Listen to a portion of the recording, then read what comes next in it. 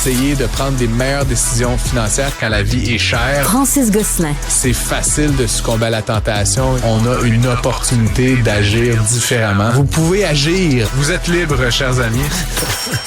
Salut Francis. Bonjour Alex. Bon, Airbus qui revient dans l'actualité parce que, bon, la CAQ laisse planer un réinvestissement possible dans Airbus. On a mis combien là-dedans? 2,1 milliards jusqu'à date? Oui, effectivement, 2,1 milliards qui vaut pratiquement rien, là. Donc, c'est vraiment de l'argent qu'on a un peu lancé par les fenêtres. On dira qu'on a permis à de l'ingénierie québécoise de rester en vie dans une certaine mesure, de créer environ 4000 emplois de qualité, là, on va se le dire, mais ça fait cher par emploi, non? 2 milliards là, pour 4000 jobs, il me semble qu'on pourrait payer bien des gens à faire autre chose. Et ce qui est assez étonnant, Alex, c'est que là, bon, il y a eu un investissement initial en 2015 là, de 1,3 milliard de dollars. À l'époque, on ne savait pas, on voulait sauver les meubles, passe toujours, mais là, ce qui est assez étonnant, c'est qu'on a fait un investissement de 380 millions en 2022, puis de 400 et quelques millions en 2024, et là, arrive 2026, ben là, on est dû. C'est 400 millions en 2 ans, là, finalement, là. Je trouve juste que 400 millions en 2 ans pour garder 4000 jobs payantes, c'est quand même une drôle de réflexion. Clairement, Airbus a de la misère à rendre le programme de la C-Series, maintenant la A220, rentable, donc à augmenter la cadence de production suffisamment pour qu'on puisse en tirer un profit. Et là, bien évidemment, ce qui est évoqué, c'est que déjà, on envisage la création d'un nouveau type d'appareil plus long qui pourrait transporter davantage de passagers. Mais ça me semble un peu prématuré dans la mesure où on a mis énormément d'argent public et il est toujours impossible déjà de rendre ça profitable et surtout de récupérer notre dû. Donc, je ne sais pas ce que la CAQ envisage là, comme porte de sortie, mais si on veut donner de l'argent à une multinationale étrangère, on peut dire que c'est ce qu'on fait, mais arrêtez de nous faire miroiter là, que ce sont des investissements. Je pense que les Québécois ne sont pas dupes. Ça ne veut pas dire qu'on n'aime pas Airbus puis qu'on n'aime pas l'aéronautique montréalais, mais à un moment donné, appelons un chat. Puis si on veut jeter notre argent par les fenêtres, ben il faut qu'on le dise tel quel. Puis reviens juste un petit peu sur le contexte entourant ça, parce que Francis, il y a eu quoi ce contrat d'appareil? Ça avait été annoncé en grande pompe. Puis là, c'est quoi? C'est l'Inde qui avait dit, moi, si vous m'en faites des plus longs, je vais vous en racheter d'autres. Fait que c'est un peu quoi? C'est ça, c'est que là, on nous laisse miroiter cette possibilité-là. C'est un peu ce qui motive, là. Oui, mais encore une fois, tu sais, c'est comme Alex, là, si tu voulais demain matin là, devenir le président de la planète Terre, là, tu sais, je te recommanderais de commencer par te faire élire dans ta classe de secondaire 4. Là, tu sais, c'est à un moment donné. Hey, j'ai plus qu'un secondaire 4, monsieur l'économiste. Hey, j'étais à l'école, moi. Wow! Commence par te faire élire président de ta classe, puis là, tu es président de ton quartier, puis le président de ton village, puis là, à un moment donné, c'est comme là, on veut vendre des avions couloir long aux Indiens. Il y a 400 et quelques appareils de la configuration actuelle dans le carnet de commande. On peut-tu essayer de faire ceux-là dans un premier temps, de les faire à une cadence qui génère de la profitabilité avant de se mettre à faire des plans sur la comète, là, puis te dire, hey, wow, coudonc, on pourrait envoyer des hommes sur la Lune, puis tu sais, je sais pas, il y a quelque chose d'un peu indécent là-dedans. Puis encore une fois, évidemment, c'est toujours emballé dans une espèce de discours là, sur l'innovation, puis tu sais, la réussite québécoise, mais je le dis à chaque opportunité, Alex, la réussite, elle est malheureusement actuellement totalement dépendante d'un espèce d'apport constant d'argent public.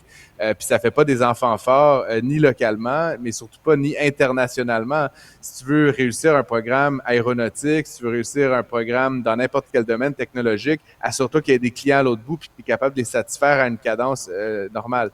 Ceci dit, à la défense quand même d'Airbus et de Bombardier et tout ce monde-là, partout ailleurs dans le monde, c'est pas de la subvention qu'on donne, c'est de l'achat public. Puis ça, c'est toujours la même chose. Si vous voulez faire réussir ça, achetez-en des avions. Je préférerais qu'on mette 400 millions à acheter une couple d'avions C-Series que de donner de l'argent qui va aller directement dans les chiffres comptables et disparaître aussi magiquement que c'est entré. Au moins, on aurait des avions en échange.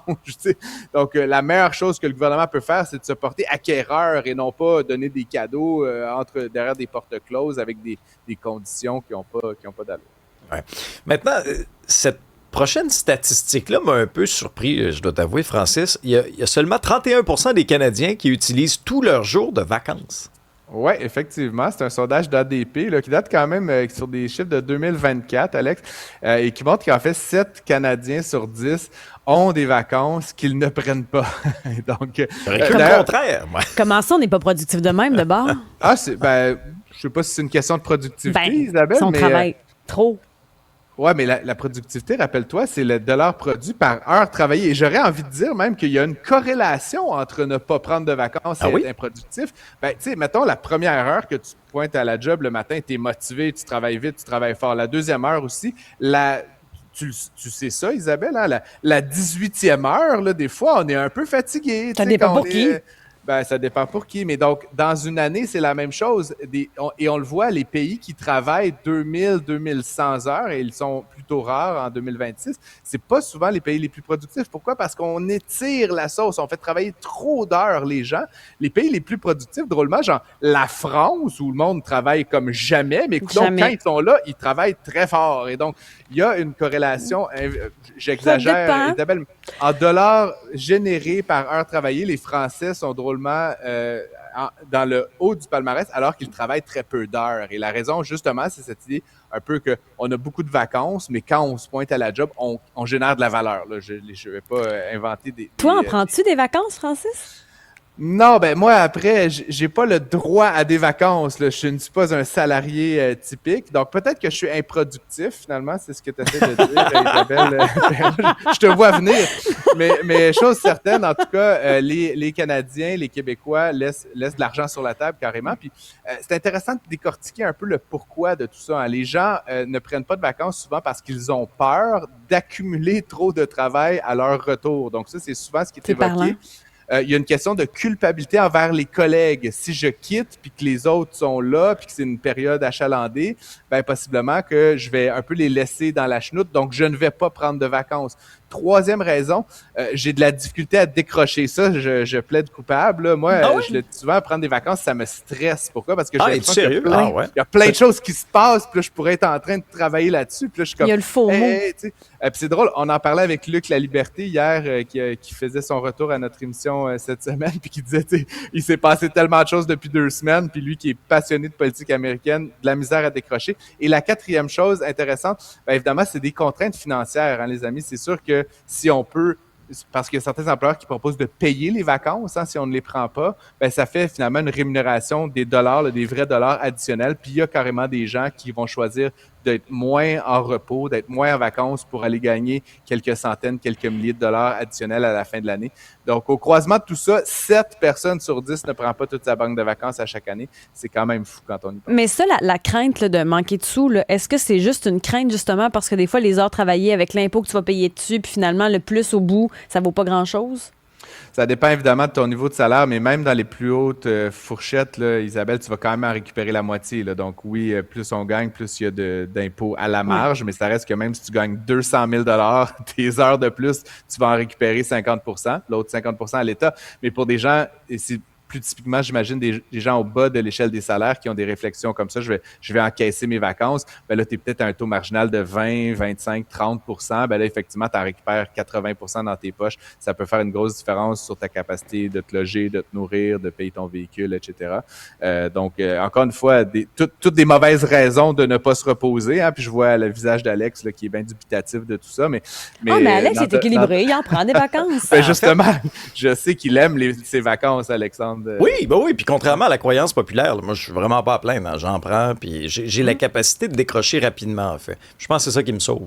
Moi, j'ai vraiment un système, mon cerveau fonctionne avec des tiroirs. J'ouvre le tiroir, j'ouvre le tiroir radio, je ferme le tiroir radio, j'ouvre le tiroir TV la fin de semaine, je le ferme. Il y a une grosse commode mentale. Ouais, j'ai un énorme classeur. Vous voulez pas être là. Francis, un gros merci. On t'écoute à midi avec Isabelle, puis nous autres, on va essayer d'être productifs jusqu'à 9h, puis pas avoir de petits mous dans le milieu. C'est parfait. Moi, je vais refermer le tiroir de l'économie et je vous laisse à votre prochaine invité. Salut.